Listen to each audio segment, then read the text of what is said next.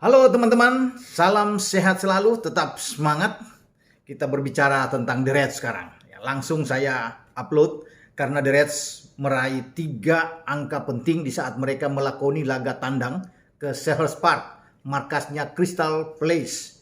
Dan mereka mampu mendapatkan 3 poin yang sangat krusial ini di kandang The Eagles. Dan ini dirasakan sangat penting bagi pasukan Jurgen Klopp. Kenapa begitu penting? Karena selain tandang, Crystal Palace ini tidak boleh dianggap remeh. Bahwa bisa berpotensi membuat kejutan kalau mereka tidak waspada, tidak konsen dengan benar. Dan itu terlihat ya di babak kedua terutama. Bagaimana Palace berbalik kalau di babak pertama melawan Liverpool itu didominasi penuh oleh Jordan Henderson dan kawan-kawan. Dan bahkan mereka baru bisa mendapatkan tembakan pertama itu di menit ke-39 ya, lewat Olise, memanfaatkan kesalahan pemain-pemain belakang Liverpool. Dan sebelum ada di menit 41 juga ada satu tembakan yang dibuat oleh Mateta. Dan memang kalau bisa dilihat di sini dominasi itu milik Liverpool, tapi cuma di babak pertama. Babak kedua berubah. Bagaimana Patrick Vieira ini menyuruh timnya untuk bermain terbuka saja, bermain menikmati saja pertandingan. Toh sudah kalah dengan 2-0, lebih percaya diri ya, tidak perlu takut, tidak perlu bertahan parkir bus, menunggu atau counter attack. Mereka bermain melawan saja seperti Liverpool. Dan Liverpool memang tertekan di babak kedua, diambil alih oleh Crystal Palace yang jauh lebih baik. Bahkan mereka lebih banyak menembak, ada 6 bahkan lebih dari 6 tembakan di babak kedua. Liverpool tidak begitu mendominasi ya. Dan lebih banyak justru Liverpool itu dibuat untuk bertahan, menunggu. Liverpool ingin mengamankan keunggulan mereka. 2 gol didapatkan di babak pertama lewat tandukan kepala dari Virgil van Dijk, memanfaatkan set piece sepak pojok yang dilancarkan oleh Andrew Robertson ya, Robo, dan Oxlade-Chamberlain memantapkan kemenangan Liverpool juga berkat umpan dari Robo ya di menit ke-32. Nampaknya kemenangan begitu mudah sepertinya untuk mereka nikmati karena begitu superior sekali babak pertama. Bagaimana Robo di kiri, Trent di kanan begitu bagus sekali. Sulit bagi pemain-pemain Palace untuk bisa berkembang. Lini tengah dikuasai dengan baik. Fabinho bermain dengan baik bersama dengan Curtis Jones dan juga dengan Kapten Hendo di sana. Sementara di belakang begitu tenang Joe Matip dan Virgil van Dijk menggalang di jantung pertahanan. Diogo Jota tetap menjadi pemain yang paling berbahaya. Di samping ada Firmino di depan dan ditemani oleh Ox. Namun saya katakan tadi, berbalik di babak kedua karena bagaimana tuan rumah tampil lebih percaya diri dan membuat Liverpool juga ini agak kalang kabut di babak kedua. Dan 10 menit setelah dimulai babak kedua ada gol balasan dengan mudah sekali ya. Hodgson bisa mencetak gol, Hodgson-Edouard, pemain asal Prancis ini. Ada kerjasama yang baik, masuk ke kotak penalti Liverpool. Ya, walaupun di sana kita tahu masih ada Matip dan Van Dijk, tetapi ini gol yang sangat mudah.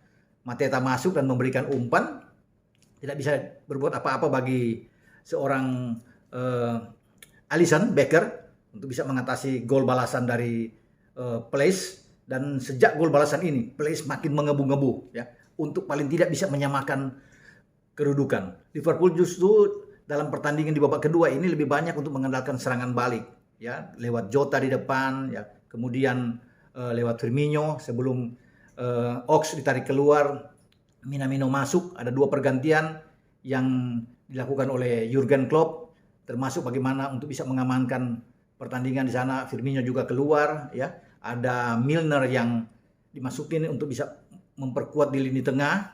Dan di saat akhir menit 89 ketika pemain-pemain Palace sedang bagus-bagusnya untuk bisa bermain ya, untuk bisa mengejar ketinggalan, mereka kena dengan penalti ketika Jota diambil oleh penjaga gawang Guaita ya. Dan setelah 3 menit lebih ya, bagaimana wasit Kevin Prince ini harus bisa menunggu dengan VAR yang melihat dengan cermat. Akhirnya setelah ditinjau, Kevin Prince menyatakan bahwa ini penalti.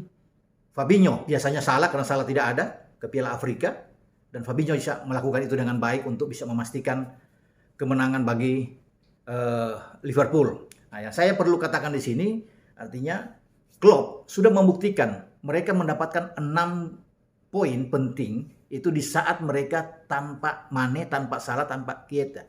Jadi banyak orang juga yang meragukan bahwa Liverpool itu cuma mengandalkan memang Salah ya sama Mane. Mane sudah membuat 8 gol dan Salah ada 16 gol. Jadi tanpa Mane dan Salah banyak yang meragukan bahwa melihat bahwa Liverpool tidak akan berjaya. Tetapi Liverpool bisa mengamankan pertandingan melawan Brentford juga dengan 3 gol, kemudian dengan Palace. Jadi ini enak.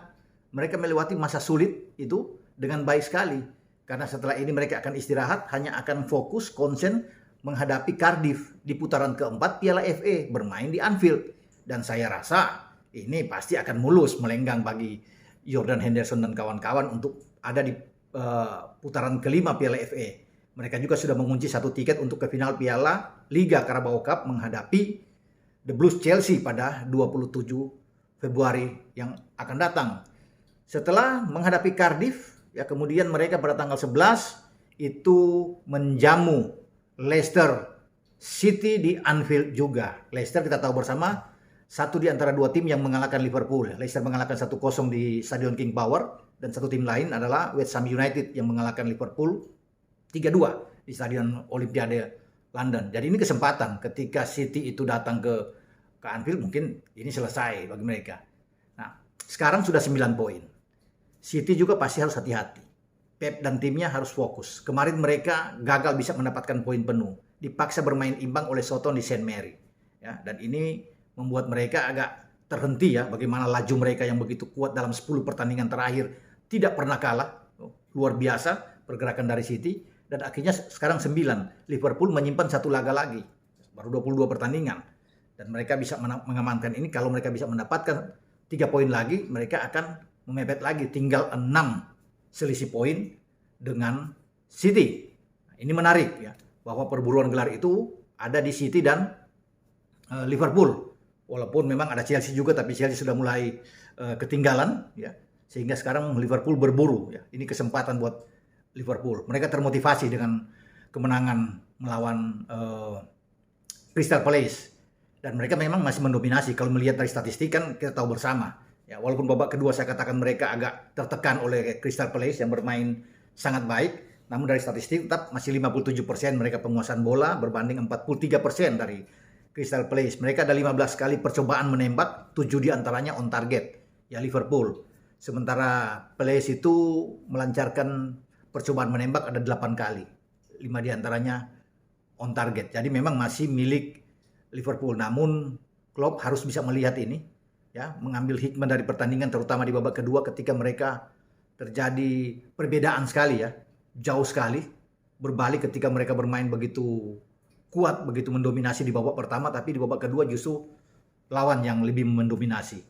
Pasti Klopp akan bisa melihat ini tidak boleh terulang pada pertandingan-pertandingan selanjutnya, terutama akan menghadapi Leicester. Kalau mereka bisa menang melawan Leicester ini enak.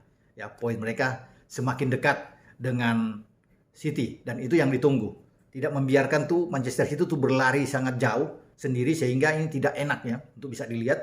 Tapi kalau dengan ada Liverpool yang memepet, perburuan ini enak untuk dinikmati oleh penggemar sepak bola, buat pencinta sepak bola City dan juga dengan Liverpool. Jadi selamat buat The Reds yang sudah memenangkan pertandingan, terutama saya katakan tadi 6 poin di saat Salah, Mane dan Keita tidak ada. Ini membuktikan bahwa Klopp ya tidak hanya akan bergantung kepada pemain-pemain yang saya sebut tadi. Memang mereka pemain hebat ya, pemain pembeda di Liverpool, tapi Klopp masih punya senjata ya dengan pemain-pemain lainnya. Ada Jota ya di sana, ada Ox, semua bisa bermain, Minamino, ada Firmino, semua bisa diandalkan bagi dia dan dia bisa meracik sebuah taktik dan strategi yang bagus buat The Reds untuk mengamankan setiap pertandingan di saat Salah dan Mane tidak ada, terutama ketika mereka tandang ke Selhurst Park yang dianggap sangat penting. Ya bisa saja ini pertandingan bisa berakhir imbang, tetapi mereka bisa menang dengan telak 3-1 dan mendapatkan 3 poin krusial. Oke, sampai di sini pembahasan saya dengan pasukan Jurgen Klopp yang tampil sangat baik di 2 pertandingan terakhir. Ya, sampai di sini pembicaraan kita. Ciao.